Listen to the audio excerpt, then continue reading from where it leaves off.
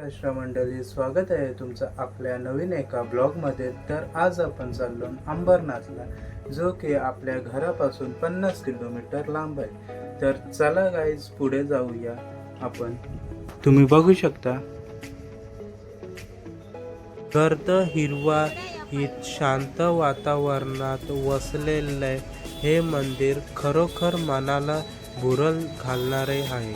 हे मंदिर शिल्पकलेसाठी, इतिहासासाठी आणि आध्यात्मिकासाठी प्रसिद्ध आहे। स्थानिक लोक याला अंबरनाथाचे शिव मंदिर किंवा अंबरनाथाचे शंकर असेही म्हणतात। हे मंदिर 10व्या शतकात बांधले गेले आहे आणि चालुक्यकालीन वास्तुशांतीचे उत्तम उदाहरण मानले जाते।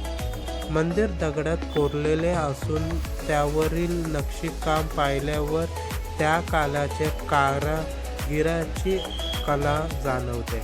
मंदिराच्या गृहात भगवान शिवाची पिंडी आहे। श्रावण मासात आणि महाशिवरात्रीच्या काळात इथे मोठ्या प्रमाणात गर्दी असते। त्या काळात मंदिर परिसरात भक्तिभावाने उजळून निघते। मंदिराच्या सभोवताली निसर्गाचे दृश्य दिसते। मंदिर परिसरात उभे राहिल्यावर एक वेगळी शांती अनुभवायला मिळते। मंदिराची रचना अशी आहे की गृहप्रवेश थोडे जमिनीत आहेत। आत उतरताना भक्तांना जाणून येते एखाद्या गृहात प्रवेश केले आहे असा अनुभवाला येते। अंबरनाथ मंदिर हे केवळ धार्मिक ठिकाण नाही, तर इतिहास आणि शिल्पकलेचे वारसा जपणारे एक अनमोल ठेवा आहे। आजही इथे येणाऱ्या प्रत्येकाला एक वेगळीच ऊर्जा, एक वेगळाच आत्मिक आनंद मिळते।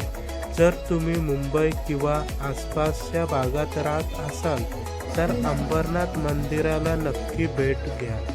इतिहास, वास्तुकला आणि अध्यात्म या तिन्ही गोष्टीचे जर तुम्हाला ही माहिती चांगली वाटली असेल तर आपल्या चॅनलला नक्कीच लाईक, शेअर आणि सबस्क्राईब करायला विसरू नका।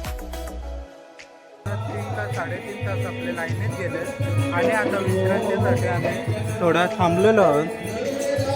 इथे बघू शकता तुम्ही, असा सुंदर मंडप तयार केलेला आहे इथे।